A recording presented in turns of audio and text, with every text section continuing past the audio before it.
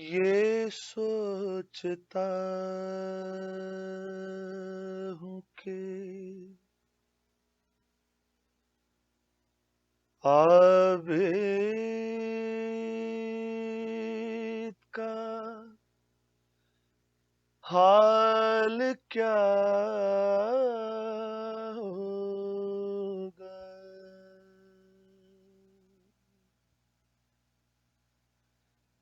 یہ سوچتا ہوں کہ عابد کا حال کیا ہوگا،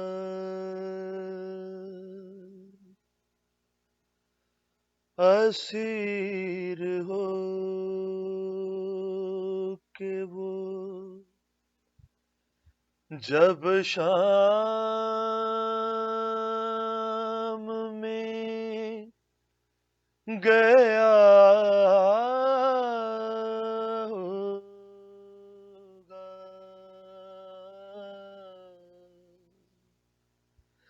یہ سوچتا ہوں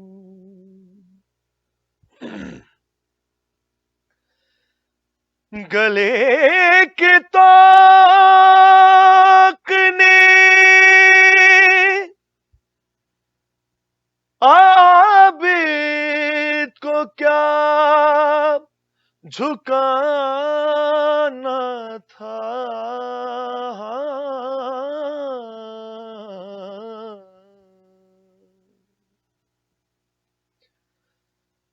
گلے کے طوق نے عابد کو کیا جھکانا تھا،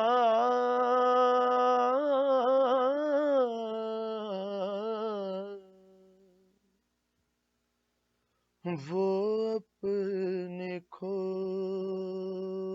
ہوئے لال ڈھونڈتا ہوگا،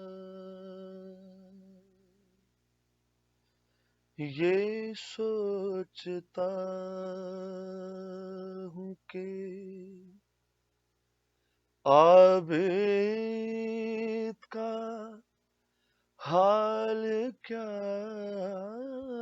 ہوگا،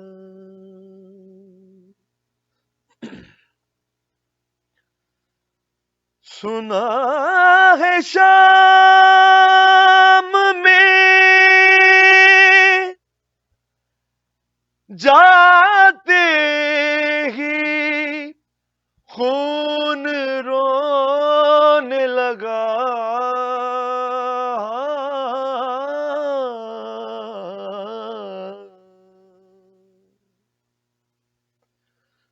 سنا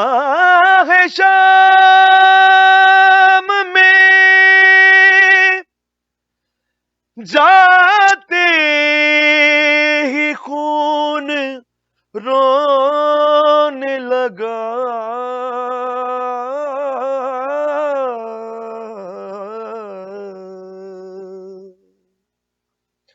نہ جانے شمر نے اس وقت کیا کہا ہوگا، نہ جانے شمر نے اس وقت کیا کہا ہوگا، یہ سوچتا ہوں کہ جو ظلم دیکھے ہیں سجاد نے حسین کے بعد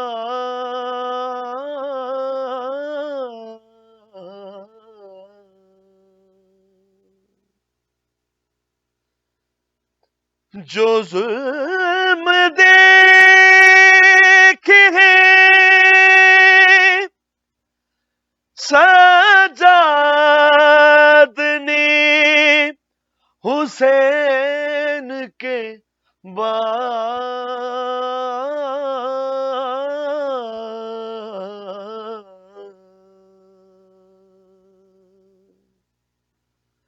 مجھے یقین ہے اب تک بھی رو رہا ہوگا مجھے یقین ہے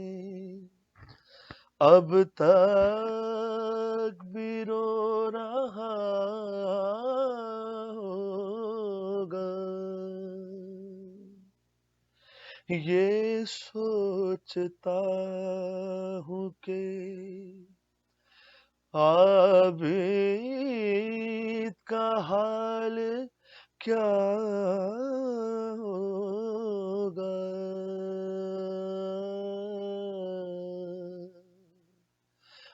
اسیر ہو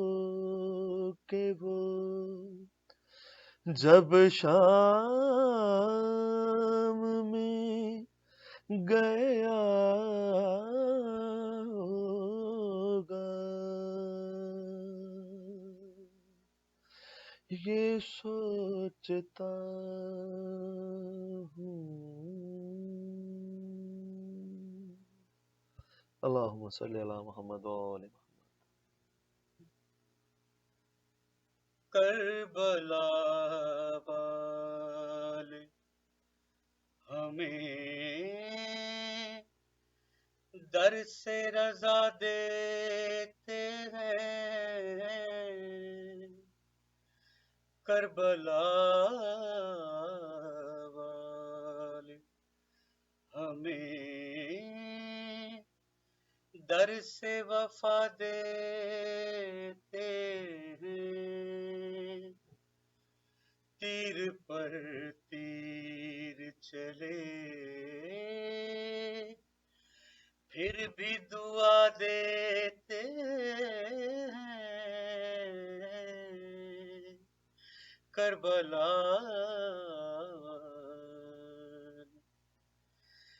ہائے نانا تیری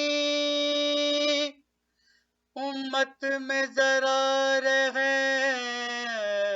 نہیں ہائے نانا تیری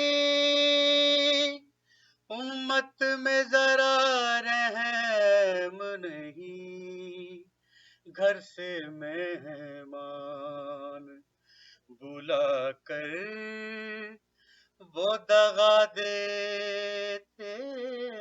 ہیں کربلا اب نہ مانگیں گے کبھی پانی چچا لوٹاؤ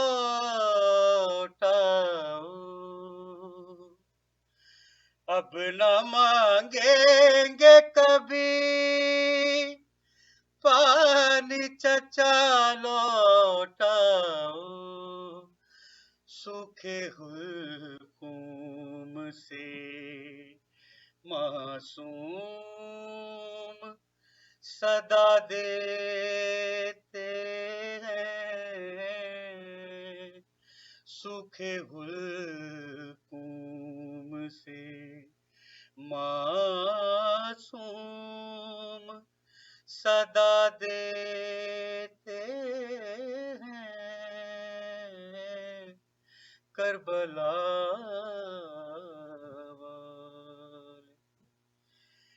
قید وہ قید کے سوئے بھی نہ پائے عابد قید وہ قید کے سوئے بھی نہ پائے عابد، جب کبھی سوتے ہیں زنجیر ہلا دیتے ہیں، جب کبھی سوتے ہیں زنجیر ہلا دیتے ہیں، کربلا والے ہمیں در سے وفا دیتے ہیں، تیر پر تیر چلے پھر بھی دعا دیتے ہیں، کربلا والے ہمیں۔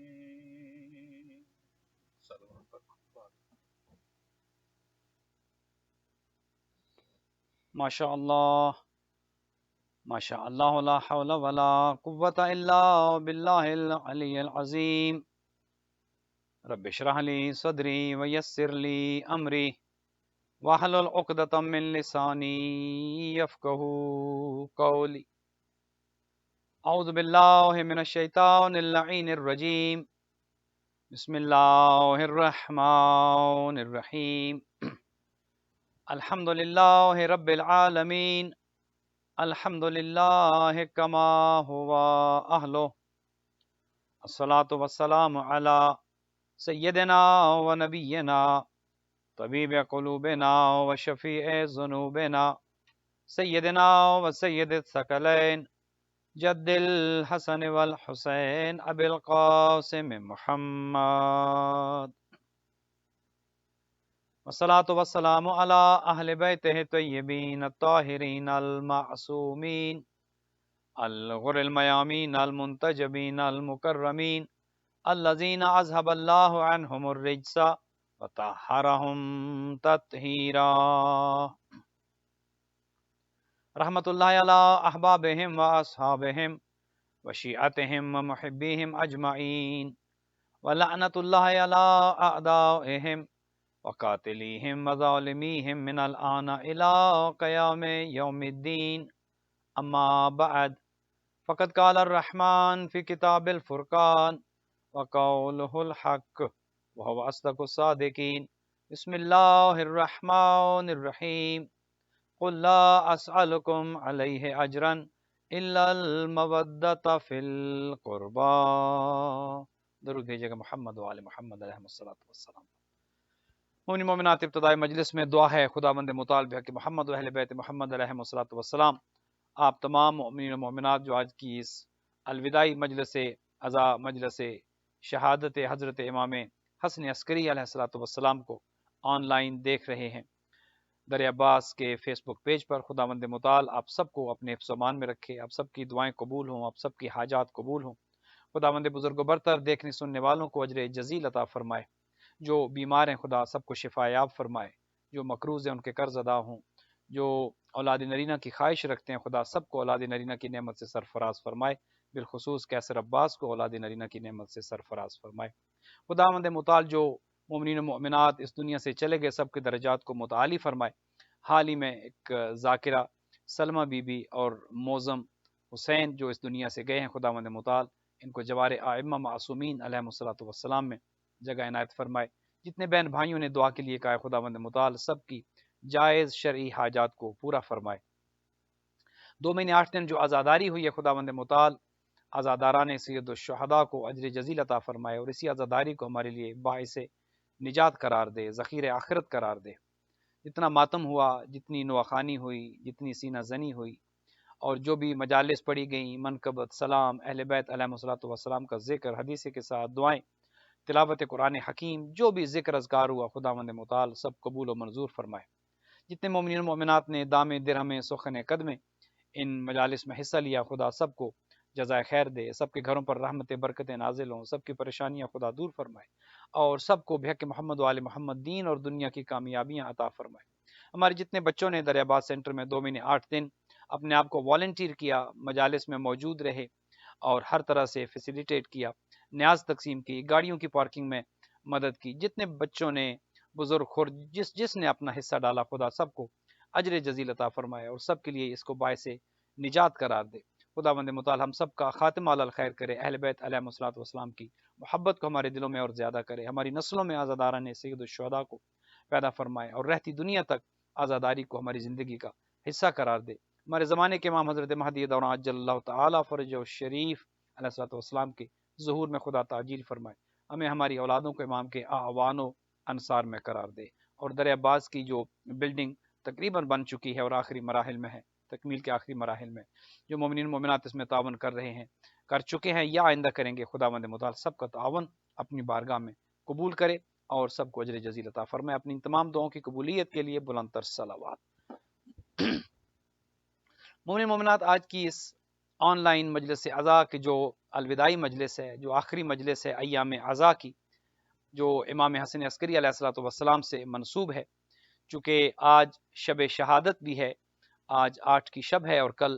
8 ربیع الاول ہے اور شب شہادت ہے، تو ہم نے دریا آباد سینٹر میں مناسب یہ سمجھا۔ کل تو ہماری مجلس جو آپ نے دیکھی، آپ موجود تھے، جو یہاں پر ادارے میں ہوئی، دریا آباد سینٹر میں ہوئی، ان پریمیسز تھی۔ آج کی مجلس کو ہم نے لائیو رکھا ہے اور انشاءاللہ آئندہ جمعے کو بھی دریا آباد میں پروگرام ہوگا جس میں عید نہم اور عید زہرہ منائی جائے گی، اس میں بھی انشاءاللہ آپ شرکت کریں، آپ دریا آباد تشریف لے کر آئیں۔ آج کی مجلس جو منسوب ہے، اور اسی وجہ سے میں نے جو آیہ کریمہ قرآن حکیم کی تلاوت کی ہے، گو کہ آج کی مجلس کو بھی زیادہ طول نہیں دیں گے، زیادہ طویل نہیں ہوگی، اختصار کے ساتھ آپ کی خدمات میں کچھ عرائض عرض کرنے ہیں۔ 11ویں امام کے حوالے سے، چونکہ خود حضور فرماتے ہیں من مات ولم یعرف امام زمانہ مات میتۃ جاہلیہ، کہ جو اس حالت میں دنیا سے جاتا ہے کہ زمانے کے امام کی معرفت نہیں رکھتا، امام کو پہچانتا نہیں ہے، امامت کو نہیں سمجھتا، امام کو نہیں سمجھتا، وہ ایسی حالت میں دنیا سے گیا کہ گویا جہالت کی موت مرا، اور خدا نخواستہ کوئی ایسے اس دنیا سے نہ گزرے، نہ جائے کہ جو امام کو نہ پہچان سکے۔ لہٰذا ضروری ہے کہ ہر امام کی معرفت انسان کو حاصل ہو اور امام کے بارے میں بنیادی معلومات رکھتا ہو، اپنے امام کو پہچانتا ہو، اللہ نے امام کیوں بھیجے، انسان کی رہبری اور رہنمائی کے لیے اور انسان کو نجات دلانے کے لیے، اور آئمہ کی زندگی کیسے گزری۔ تو آج کی اس مختصر سی تقریر میں اپنے 11ویں امام کے حوالے سے کچھ سمجھنے کی کوشش کریں گے اور آپ کی خدمات میں کچھ عرائض پیش کریں گے۔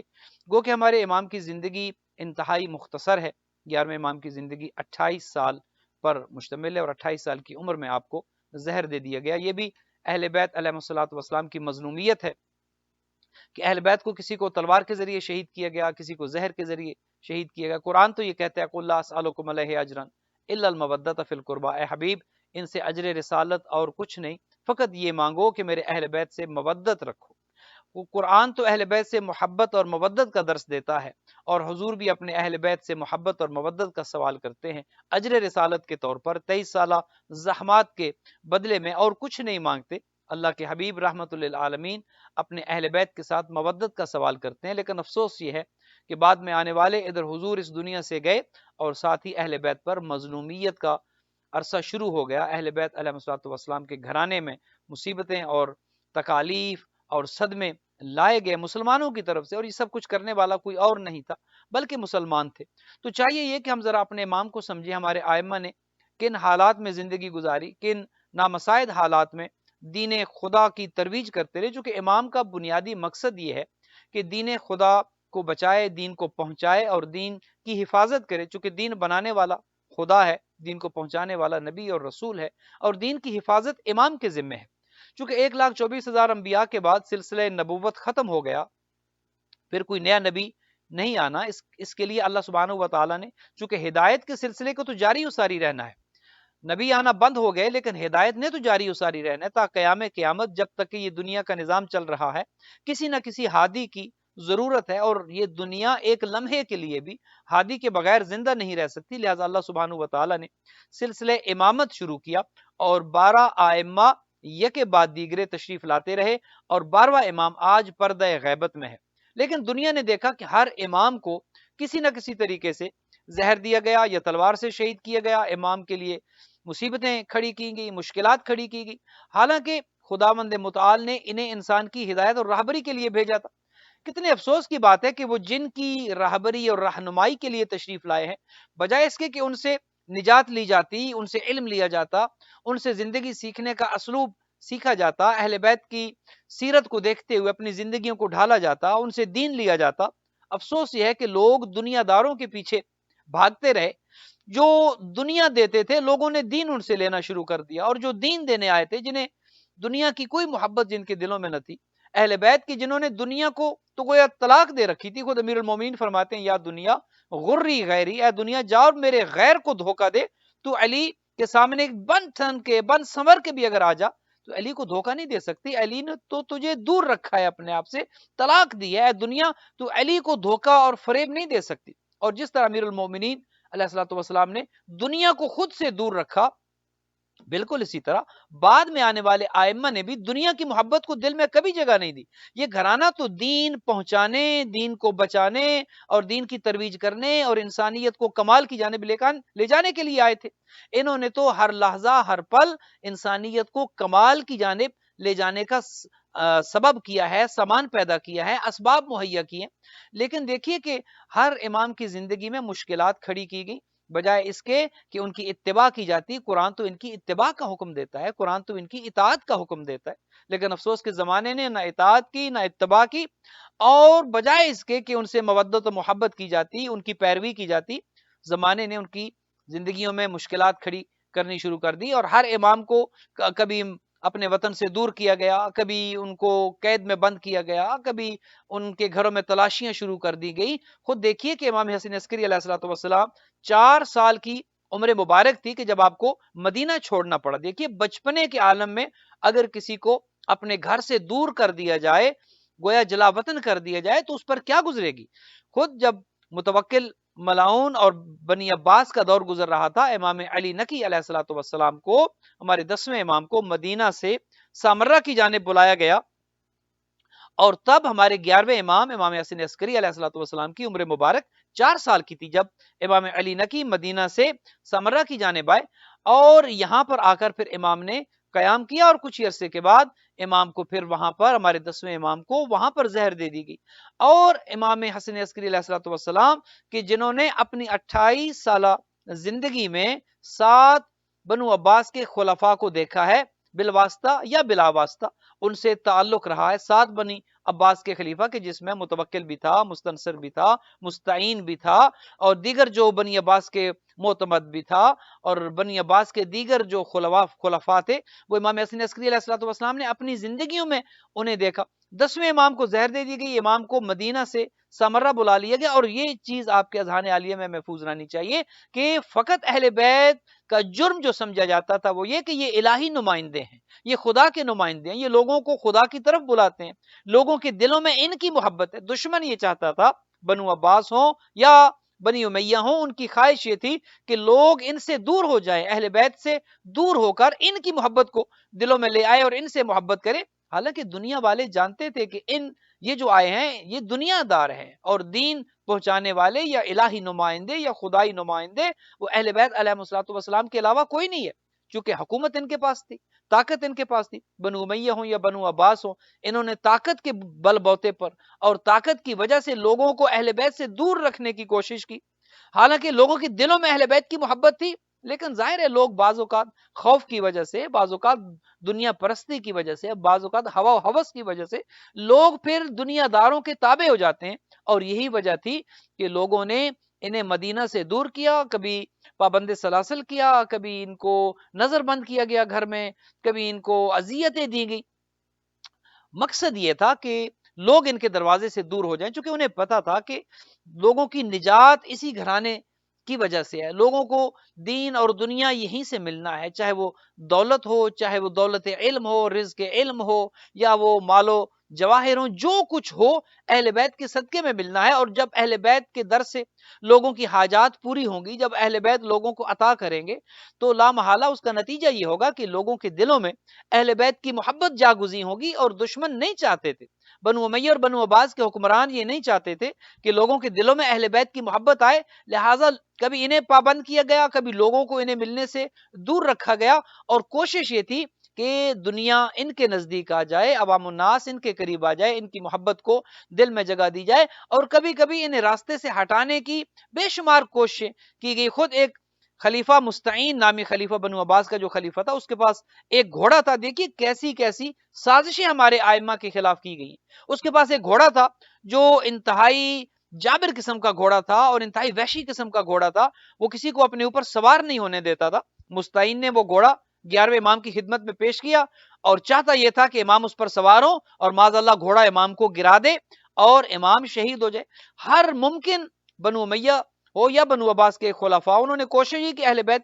کے افراد کو راستے سے ہٹا دیا جائے، چاہے طریقہ کوئی کیوں نہ ہو، کبھی تلوار کے ذریعے ہٹایا، کبھی زہر کے ذریعے ہٹایا، اور کبھی دیگر ذرائع کے ذریعے اہل بیت کو راستے سے ہٹانے کی کوشش کی گئی۔ تو مستعین نے گھوڑا امام کی خدمت میں پیش کیا،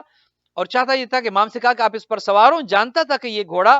انتہائی جابر قسم کا اور ظالم قسم کا گھوڑا ہے، یہ کسی کو اپنے اوپر سوار نہیں ہونے دیتا، اور جب امام سوار ہوں گے یہ امام کو گرا دے گا، اور معاذ اللہ امام شہید ہو جائیں گے۔ لیکن وہ جانتا نہیں تھا کہ امام ہوتا وہ ہے کہ جو کائنات کا امام ہو۔ امام کی حکومت تو سب پر ہوتی ہے، امام کی ولایت تو سب پر ہوتی ہے، فقط انسانوں کے امام تو نہیں ہے، یہ تو ملائکہ کی بھی امام ہے، جن و انس کے بھی امام ہے، بلکہ پوری کائنات کے چرند پرند، حیوانات، حشرات الارض سب کے امام ہے۔ امام ہوتا ہی وہ ہے کہ جو پوری کائنات کا امام ہو۔ لیکن افسوس یہ ہے کہ انہیں معرفت نہیں تھی، وہ اہل بیت کو جانتے نہیں تھے، وہ ان کے اختیارات کو نہیں جانتے تھے، وہ ان کی قدرت کو نہیں جانتے تھے، وہ ان کی کرامات و معجزات کا علم نہیں رکھتے تھے، ادراک نہیں تھا۔ جو ہی گھوڑا امام کی خدمت میں پیش کیا، وہ گھوڑا جو کسی کو سوار نہ ہونے دیتا تھا،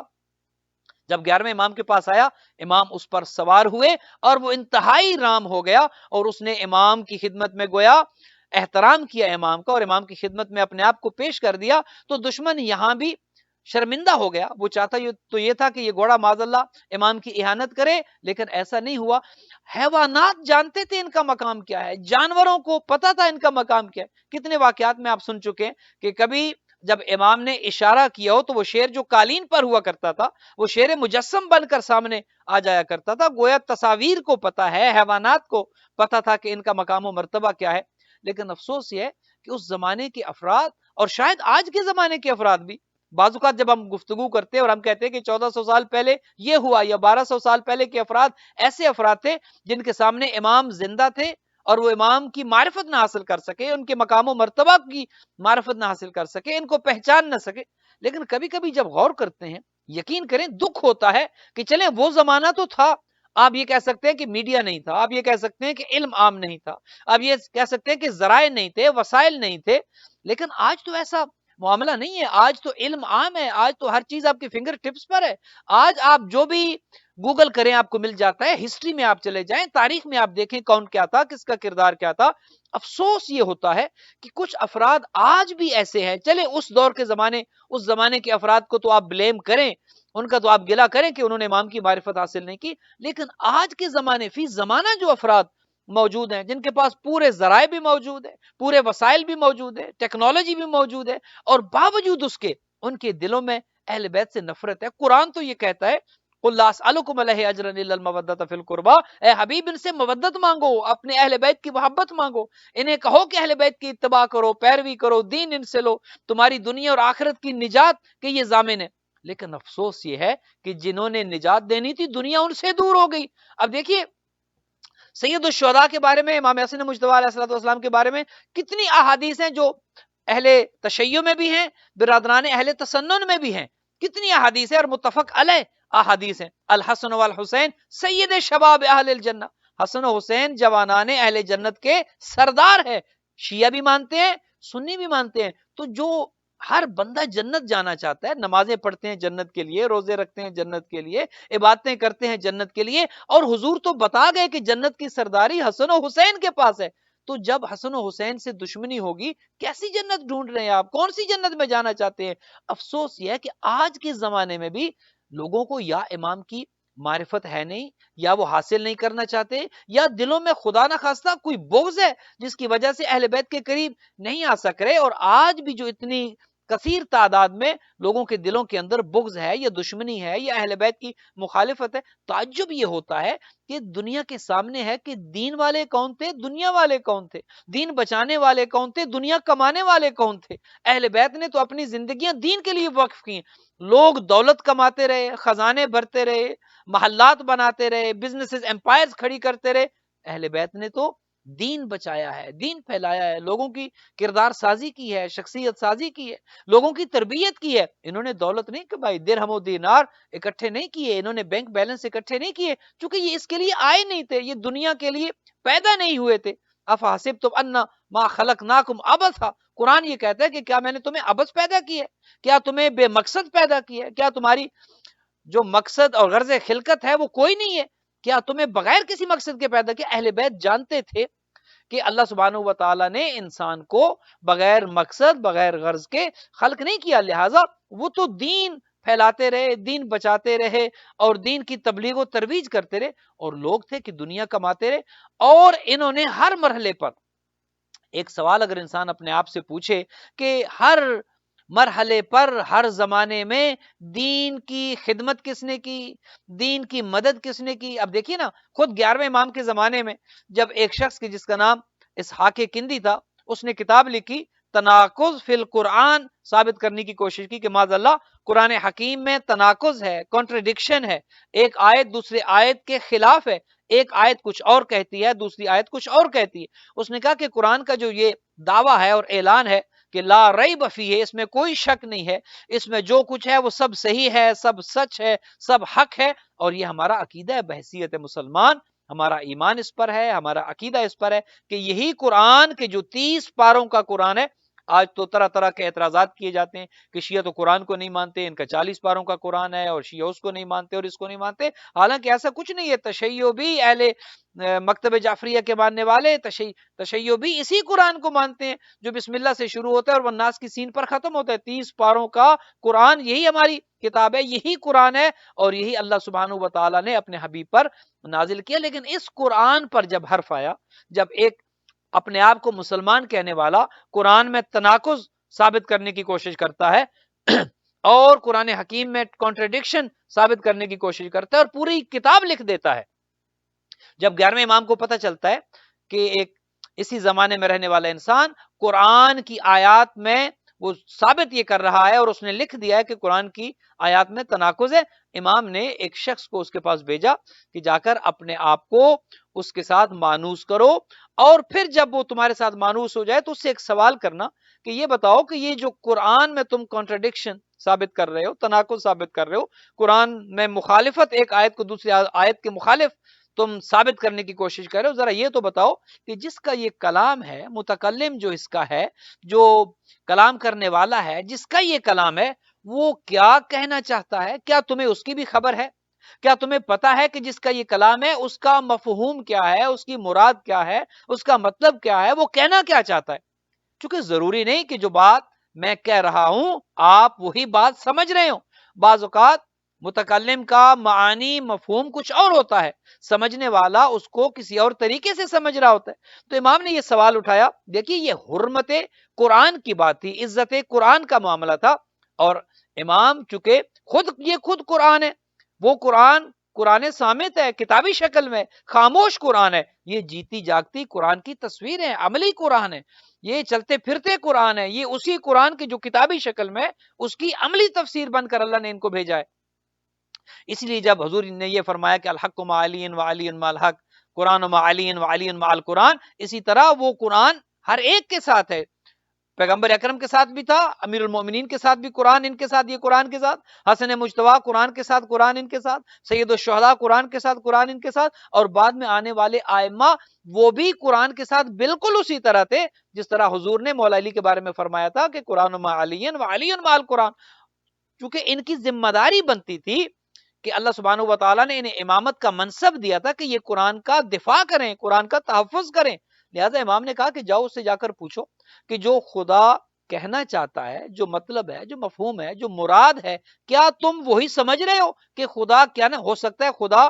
کا مفہوم کچھ اور ہو اور تم اپنے حساب سے ایک سوال، ایک جملہ امام نے جب اسے پوچھا تو وہ شخص کہتا ہے، وہ جو کتاب لکھ رہا تھا اسحاق کندی، وہ سوال کرنے والے سے کہتا ہے کہ بتاؤ یہ سوال تمہارا نہیں ہو سکتا، یہ بات تمہارے ذہن میں نہیں آ سکتی۔ اس نے پہلے تو کہا نہیں یہ میں نے خود تم سے پوچھا، اس نے کہا نہیں میں تمہیں جانتا ہوں، تمہارے ذہن میں یہ بات نہیں آ سکتی، مجھے سچ سچ بتاؤ یہ کس نے تمہیں کہا ہے؟ جب اس نے کہا کہ مجھے امام حسن عسکری علیہ الصلوۃ والسلام نے یہ سوال اٹھایا اور کہا کہ تم سے، اس نے کہا کہ واقعی یہ سوال کوئی الہی نمائندہ ہی پوچھ سکتا ہے، کوئی خدائی نمائندہ ہی پوچھ سکتا ہے، جو علم لدنی لے کر آیا ہو۔ ایک سوال امام کے اٹھانے سے اس کی پوری زندگی کی محنت کہ جو قرآن کی مخالفت میں وہ لکھتا رہا، اس نے اپنی پوری کتاب کو جلا دیا اور ضائع کر دیا۔ ایک جملے نے قرآن کا دفاع کیا۔ ائمہ کا کردار یہ ہے، یہ تو قرآن بچاتے رہے، پڑھ پڑھ کر سناتے رہے، یہ تو دین بچاتے رہے، اور دنیا تھی، دنیا کی محبت میں لگی رہی،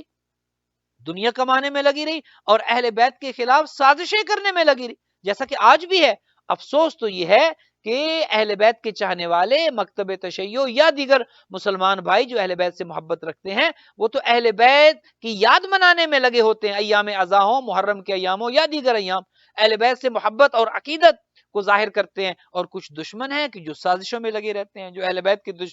بیت کے چاہنے والوں کے خلاف سازشیں کر رہے ہوتے ہیں۔ تو خدا را انہیں بھی یہ سوچنا چاہیے کہ ان کی محبت فقط شیعہ کے لیے نہیں ہے، اہل بیت کی محبت فقط جعفریوں کے لیے نہیں ہے، اہل بیت کی محبت تو پوری کائنات کے لیے ہے، چونکہ یہ کائنات کے امام ہیں اور حضور نے سب سے ان کی مودت مانگی ہے، فقط شیعوں سے ان کی مودت نہیں مانگی۔ لہٰذا جو بھی اہل بیت کی محبت دل میں رکھے گا اسے امید ہو سکتی ہے کہ وہ کامیاب ہو جائے، لیکن جس کے دل میں اہل بیت کی محبت نہیں ہوگی وہ تو یہ امید بھی نہ رکھے کہ وہ کبھی کامیاب ہوگا، چونکہ ان کی محبت ہی کامیابی کی دلیل ہے۔ اور انہوں نے ہر زمانے میں جہاں پر دین کی مدد کی ہے، جہاں پر انسانوں کی مدد کی ہے، انسانیت کی مدد کی ہے، دیکھیے کتنے ایسے حالات و واقعات پیدا ہوئے ایک زمانے میں کہ جب عباسی حاکم کا زمانہ تھا اور خود 11ویں امام کا زمانہ تھا، بارشیں نہیں ہوتی تھی اور قحط سالی کا عالم تھا، فصلیں نہیں اگ رہی تھیں اور لوگ مر رہے تھے، جانور مر رہے تھے، پانی نہیں تھا، تو لوگوں نے جا کر دعا کی، کھلے آسمان کے نیچے نماز استسقاء ادا کی اور جا کر دعا کی تاکہ بارش ہو جائے، اور بارش نہیں ہوتی تھی۔ آخر میں ایک نصرانیوں کی، ایک عیسائیوں کی جماعت آئی اور ان کا جو پادری تھا اس نے آ کر دعا کی اور بارش برسنا شروع ہوگی۔ اب جب مسلمانوں نے دیکھا، دیکھیے لوگوں کا اسلام کتنا مضبوط تھا یا لوگوں کا ایمان کتنا مضبوط تھا، جب لوگوں نے یہ دیکھا کہ ایک عیسائی کے دعا کرنے کی وجہ سے اللہ نے بارش نازل کر دی ہے، تو لوگوں نے دین تبدیل کرنا شروع کر دیا تھا، لوگوں نے اسلام سے عیسائیت کی جانب جانا شروع کر دیا تھا۔ جب حاکم نے دیکھا، جب عباسی خلیفے نے یہ دیکھا کہ مسلمان عیسائی ہو رہے ہیں فقط اس وجہ سے کہ عیسائی کی دعا کرنے کی وجہ سے بارش اللہ نے برسا دی، تو تب وہ آیا امام حسن عسکری علیہ السلام کی خدمت میں اور آ کر کہا کہ مولا اب دین کو بچانے کا کام ہے، اب دین کو بچانا ہے۔ تو جب قرآن بچانے کا وقت آئے تو اہل بیت کے دروازے پر دنیا آتی ہے، جب دین کو خطرہ ہو بچانے کے لیے اہل بیت کے دروازے پر آتی ہے۔ 11ویں امام کے پاس آتا ہے حاکم اور آ کر کہتا ہے کہ مولا اب چونکہ دین خطرے میں ہے، لوگ ایک عیسائی کی دعا قبول ہونے کی وجہ سے اسلام چھوڑ کر عیسائی ہو رہے ہیں، لہٰذا اب دین کو بچانے کے لیے آپ آئیں۔ امام آئے، امام نے کہا کہ اسی عیسائی کو بلاؤ اور اسے کہو کہ آ کر دعا کرے۔ اس نے آ کر دعا کی اور جو ہی اس کے دعا کے ہاتھ بلند ہوئے، آسمان پر بادل آنا شروع ہو گئے، اور جب بادل آنا شروع ہو گئے تو امام نے کہا کسی سے کہ جاؤ اور جا کر دیکھو کہ اس کے ہاتھ میں کیا ہے۔ جب بادل آسمان پر آ رہے تھے امام نے کہا کہ صرف جاؤ اور جا کر دیکھو کہ یہ اس کے ہاتھ میں کیا ہے۔ وہ شخص گیا اور اس نے دیکھا کہ اس کے ہاتھ میں کوئی ہڈی تھی کہ جو خدا کے سامنے پیش کر کے، وسیلہ قرار دے کر، توسل کر کے اس ہڈی سے وہ دعا کرتا تھا اور بارش ہو جاتی تھی، اور وہ لوگوں کو اس ہڈی کی وجہ سے بارش برساتا تھا اور لوگوں کو بے وقوف بناتا تھا کہ اس کی دعا قبول ہو رہی ہے، اور لوگوں کو، مسلمانوں کو عیسائی بنا رہا تھا۔ اب دیکھیے امام نے جب وہ ہڈی لی، امام نے کہا کہ جانتے ہو یہ کس کی ہڈی ہے؟ فرمایا کہ یہ ایک نبی کی ہڈی تھی جس کی وجہ سے یہ توسل کرتا تھا اور خدا بارش برسا دیتا تھا. یہ عیسائی کا کمال نہیں ہے, یہ اجابت دعا اس کے پاس نہیں ہے, دعا کی قبولیت اس کے پاس نہیں ہے. یہ جو بادل آنا شروع ہو گئے یہ اس وجہ سے نہیں کہ اس کی دعا خدا نے قبول کی اور یہ بڑا مقرب ہے اور اسلام کو چھوڑ کر دنیا عیسائیت کی جانب جاری ہے. امام نے کہا کہ یہ اس ہڈی کا کمال تھا, جو ایک نبی کی ہڈی اس کے ہاتھ میں جیسے بھی آئی اس کے ہاتھ میں آئی, اور اس کی وجہ سے. اب دیکھیے اگر ایک نبی کی ہڈی ایک انسان وسیلہ قرار دے تو خدا دعا کو قبول کر دیتا ہے. اور اہل بیت کے جو پورا خود رسول اللہ کے گھرانے والے ہیں, ان کا خون رسول اللہ کا خون ہے, ان کا جسم رسول اللہ کا جسم ہے, ان کا خون اور ان کا گوشت رسول اللہ کا ہے. ان کے بارے میں کہا کہ لحم و کلامی و دم و قدمی, یا علی تیرا گوشت میرا گوشت, تیرا خون میرا خون, تیرا جسم میرا جسم. تو یہ سارے کے سارے رسول سے ہیں, اسی لیے کہا کہ یہ مجھ سے ہیں میں ان سے ہوں. اگر ایک نبی کی ہڈی یہ ساری دعائیں قبول کروا سکتی ہے تو خود اہل بیت کا وسیلہ کتنا بڑا وسیلہ ہے. امام نے کہا کہ یہ دیکھو اس ہڈی کی وجہ سے تو گویا اسلام پر امام کا یہ احسان تھا کہ وہ مسلمان کے جو ایک عیسائی سے متاثر ہو کر عیسائیت میں جا رہے تھے, امام نے حقیقت کو ان کے سامنے ظاہر کیا اور لوگوں کو روکا تاکہ اسلام پر لوگ جو موجود ہیں وہ اسلام کو چھوڑ کر عیسائیت میں نہ جائیں. قرآن پر حرف آئے تو یہ بچائیں, اسلام پر حرف آئے تو یہ بچائیں, دین میں خطرے میں جائے تو یہ بچائیں. لیکن باوجود اس کے کہ ان کی ساری زندگی دین اور اسلام کے بچانے میں گزری, لیکن افسوس یہ ہے کہ عباسی حکمرانوں, بنو امیہ کے حکمرانوں, وہ ان کے خلاف سازشیں کرتے رہے, اہل بیت کی زندگی کو اجیرن کر دیا. خود امام کو 11ویں امام کی زندگی کی جو میں نے عرض کیا 28 سال کی زندگی ہے, زیادہ طولانی زندگی نہیں ہے. 28 سال کی زندگی میں کتنی مرتبہ امام کے گھر پر فوج بھیج دی جاتی, تلاشی کرو, امام کو پریشان کیا جاتا, اذیت دی جاتی, مینٹلی ٹارچر کیا جاتا, کبھی امام کو گرفتار کر دیا جاتا, کبھی امام کو نظر بند کر دیا جاتا, کبھی ہاؤس اریسٹ کر دیا جاتا. کتنے ایسے مقامات کہ جن پر امام کو اذیت دی گئی, امام کی اہانت کی گئی, اور امام کو بار بار اس وجہ سے, چونکہ عباسی حکمران ہو یا دیگر خلفاء ہو, سب کی خواہش یہ تھی کہ ان کو راستے سے ہٹا دیا جائے. لیکن ایک انسان کا منصوبہ ہے, ایک خدا کا منصوبہ ہے. انسان تو یہ چاہتے تھے, عباسی خلفاء ہوں یا بنو امیہ کے افراد ہوں, وہ تو یہ چاہتے تھے کہ اہل بیت کو راستے سے ہٹا دیا جائے تاکہ دین ختم ہو جائے, لا الہ الا اللہ محمد رسول اللہ ختم ہو جائے, علی ولی اللہ پڑھنے والوں کا خاتمہ ہو جائے. لیکن وہ یہ نہیں جانتے تھے کہ ان کی حکومتیں ختم ہو جائیں گی, بنو امیہ کا اقتدار ختم ہو جائے گا, بنو عباس کا اقتدار ختم ہو جائے گا, ان کے نام یہ جبر کرنے والے, یہ ظلم کرنے والے یہ مٹ جائیں گے, ان کا نام و نشان ختم ہو جائے گا, دین بھی باقی رہے گا, مکتب تشیع بھی باقی رہے گا, اہل بیت کا نام, اہل بیت کی محبت بھی باقی رہے گی, زیارات بھی باقی رہیں گی, اور پوری عبادات بھی باقی رہیں گی. خود دیکھیے امام ہی کا زمانہ تھا جب متوکل عباسی جیسے ظالم نے زیارت پر پابندی لگا دی, کوئی شخص زیارت کے لیے نہیں جا سکتا. سید الشہداء کی زیارت کے لیے اگر کوئی جائے گا تو دو ہے تو ایک کو قتل کیا جائے گا, یا ایک ہاتھ کاٹا جائے گا, یا انگلیاں کاٹی جائے گی. بار بار لوگوں کو ڈرایا گیا, دھمکایا گیا تاکہ یہ زیارت کے لیے نہ جائیں, تاکہ یہ سید الشہداء سے اپنے آپ کو دور کر دیں, تاکہ وہ نشان مٹ جائیں. قبر حسین کو کبھی ہل چلایا گیا, کبھی نہریں کھودی گئی تاکہ لوگ اس گھرانے سے دور ہو جائیں. لیکن دنیا نے دیکھا یہ کیا معجزہ ہے, ان کی ہستیاں کتنی عظیم ہیں, کتنی بلند ہیں, باوجود اس کے کہ دشمن نے, حاکم نے, حکمرانوں نے اور دنیا پرستوں نے ہر ممکن کوشش کی کہ لوگوں کے دلوں سے ان کی محبت کو نکال دیا جائے, ان کی مودت کو نکال دیا جائے. لیکن وہ مٹانے والے مٹ گئے, وہ قبروں کے نشانات مٹانے والے خود مٹ گئے. نہ آج ان کا نشان قبر موجود ہے, نہ ان کی آج کوئی نسل موجود ہے, نہ آج ان کا کوئی ذکر کرنے والا موجود ہے. کیا معجزہ ہے. آج اہل بیت کا نام لوگ عقیدت اور احترام سے لیتے ہیں, آج ان کی زیارات موجود ہیں, آج ان کے مقبرے موجود ہیں, آج ان کے روزے موجود ہیں, آج دنیا ان کی زیارت کے لیے جاتی ہے, آج دنیا سلام عقیدت پیش کرتی ہے, آج دنیا السلام علیکہ یا ابا عبداللہ کے نعرے بلند کرتی ہے, آج دنیا لبیک یا حسین کی آوازیں اور صدائیں بلند کرتی ہے. تو کہاں گئے مٹانے والے, وہ خود مٹ گئے, ان کا نام و نشان نہیں رہا. کبھی ائمہ کو زہر دیا گیا, کبھی ان کو قتل کیا گیا, کبھی ان کو تلوار سے شہید کیا گیا, کبھی ان کو مینٹلی ٹارچر کیا گیا, اور خود 11ویں امام کو بھی زہر دیا گیا. اور امام کو جو زہر دیا گیا وہ اتنا سخت زہر تھا کہ 3 دن تک امام اس زہر کی شدت کی وجہ سے تڑپتے رہے. 5 ربیع الاول کو امام کو زہر دیا گیا. اور 8 ربیع الاول کو امام کی شہادت ہوتی ہے۔ گویا 3 دن تک مسلسل امام کے سینے میں گویا آگ لگی رہی، اتنی شدت تھی اس زہر میں، 3 دن تک گویا امام تڑپتے رہے اور امام کو اس زہر کی سختی کو جھیلنا پڑا اور برداشت کرنا پڑا۔ کیسے مسلمان تھے، کیا جواب دیں گے؟ رسول اللہ کی خدمت میں جا کر کیسے منہ دکھائیں گے، کیا منہ دکھائیں گے؟ وہ رسول کے جنہوں نے دین پڑھایا، دین سکھایا، وہ رسول کی جنہوں نے انسان بچایا، اسی رسول کی نسل کے ساتھ کیا کیا انہوں نے، اسی رسول کی بچوں کے ساتھ، گھرانے کے ساتھ، رسول کی بیٹی کے ساتھ کیا کیا، رسول کے خانوادے کے ساتھ کیا کیا؟ کلمہ تو محمد کا پڑھتے تھے، محمد عربی کا کلمہ پڑھتے تھے، اور اسی محمد کا کلمہ پڑھنے والے اسی نبی کی، اللہ کے رسول کی ذریت کو قتل کیا، اور اتنی بے دردی سے قتل کیا۔ عزادارو، آج چکے آخری مجلس ان ایام عزا کی اور 11ویں امام کی شہادت ہے، آج پرسہ دینا ہے اس بی بی کو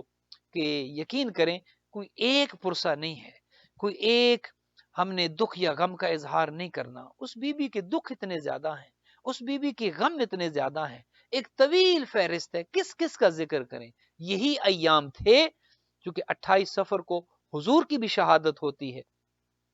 اور 28 صفر کے بعد کچھ ہی دن گزرے تھے کہ لوگ آگ لے کر دروازے سیدہ پر آگئے۔ یہی دن ہے کہ نبی زادی دائیں ہاتھ سے تسبیح نہ پڑھ سکتی تھی، وہ عبادت کرنے والی، وہ مخدر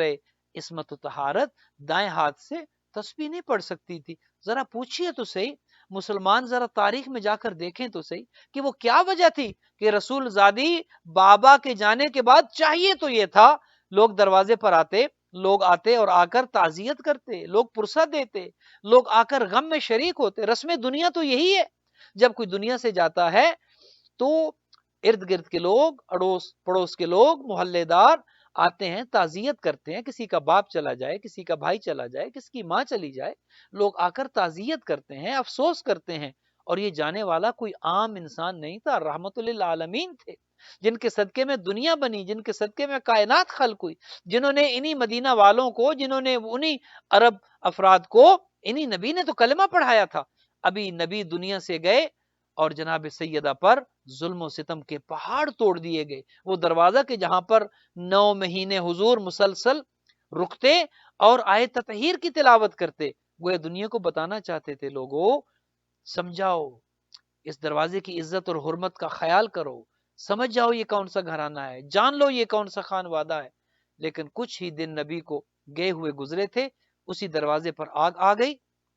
اسی دروازے کو جلایا گیا۔ تو ایک صدمہ تو بابا کا صدمہ ہے، ایک پرسہ جناب سیدہ کو خود ان کے بابا کا دینا ہے۔ اور یہی وہ دن تھے کہ خود بی بی خود زخمی ہے، ہاتھ زخمی ہے، پہلو شکستہ ہے، دائیں ہاتھ سے بی بی تسبیح نہیں پڑھ سکتی، پسلیاں ٹوٹ چکی ہیں، پہلو زخمی ہو چکا ہے، حضرت محسن شہید ہو چکے ہیں۔ کس کس کا نام لیں، کون کون سا غم یاد کریں؟ عزادارو، آئیے آج آخری رات ہے ان ایام عزا کی، آخری پرسہ ہے، اس بی بی کو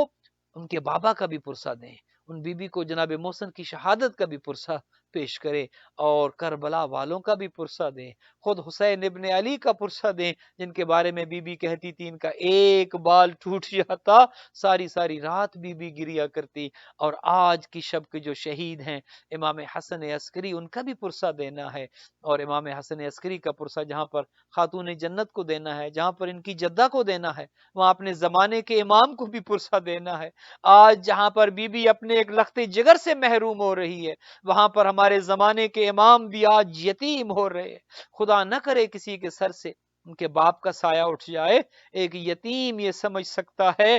کہ باپ کا سایہ کتنا اہم ہے، کتنی اہمیت رکھتا ہے۔ جس کے سر سے اس کے باپ کا سایہ اٹھ جائے، اس کے دل سے پوچھیں، ایک یتیم کے دل سے پوچھیں کیا گزرتی ہے۔ عزادارو، یہ وہ لمحے تھے جب 12ویں امام، زمانے کے امام 5 سال کی عمر میں یتیم ہو رہے تھے۔ افسوس تو اس بات کا ہے، دنیا آج رونے پر پابندیاں لگاتی ہے، رونے کو جائز قرار نہیں دیتی۔ میں کہتا ہوں ذرا دیکھو تو صحیح، قرآن تو یتیم کے سر پر شفقت کا ہاتھ رکھنے کو کہتا ہے۔ قرآن تو یہ کہتا ہے اگر کسی یتیم کو دیکھو اس سے محبت، شفقت اور پیار کے ساتھ پیش آؤ۔ یہ کیسے افراد تھے؟ ادھر 5 سال کی عمر میں 12ویں امام یتیم ہو رہے ہیں، اور ادھر سے چھاپے پڑ رہے ہیں، ادھر سے ہمارے 12ویں امام کو گرفتار کرنے کی سازشیں ہوتی ہے، اور مجھے ایک 4 سالہ یتیمہ بھی یاد آ رہی ہے جس کے بابا میدان کی طرف جا رہے تھے، جو گھوڑے کی ٹانگوں کے ساتھ لپٹ گئی تھی اور کہا تھا یا ابتا، بابا ہمیں کہاں چھوڑ کر جا رہے ہو؟ بابا سکینہ کو کن ظالموں میں چھوڑ کے جا رہے ہو؟ بابا چچا عباس چلے گئے، بابا علی اکبر قاسم موجود نہیں ہے، بابا رات ہونے والی ہے، بابا اندھیرا چھانے والا ہے، بابا میں دیکھ رہی ہوں جو جاتا ہے واپس نہیں آتا، بابا جب آپ چلے گئے مجھے یقین ہے آپ واپس نہیں آئیں گے، بابا میں یتیم ہو جاؤں گی، بابا نہ جائیے۔ عزاداروں کیسے لوگ تھے جنہوں نے 4 سالہ سکینہ پہ بھی ظلم کیا؟ چاہیے تو یہ تھا یتیمہ کے سر پہ ہاتھ رکھا جاتا، لیکن ہاتھ سر پر نہ آیا، ہاتھ چہرے پہ آئے۔ تماچے کی صورت میں اس حسین کی یتیمہ کے کان زخمی کیے گئے، اس بی بی کی چادر کو چھینا گیا، سکینہ کے دامن کو آگ لگی، اور آج جب وہاں پر شام غریباں کو جناب سکینہ کے چہرے کو زخمی کیا گیا، چہرے پر تماچے کے نشان آئے، کان زخمی ہوئے، اور آج کی شب 12واں امام، میرا وہ امام کہ جو پردے غیبت میں موجود ہے، آج یتیم ہو رہا ہے۔ عزادارو آئیے آج پرسہ دینا ہے امام کو، ان کے والد کا، امام حسن عسکری کا، لیکن پرسہ دیتے ہوئے میرے ذہن میں ایک جملہ آ رہا ہے، اور وہ جملہ یہ ہے، مولا آپ کا دکھ بہت ہے اے امام زمانہ، اے نرجس کے لال، اے فرزند زہرا، آپ کا دکھ بہت زیادہ ہے۔ ایک تو آپ کو اپنے شیعوں سے دور رکھا گیا، مولا جہاں پر آپ کے شیعہ محروم ہیں، مولا آپ کو بھی شیعوں سے دور رکھا گیا ہے۔ زمانہ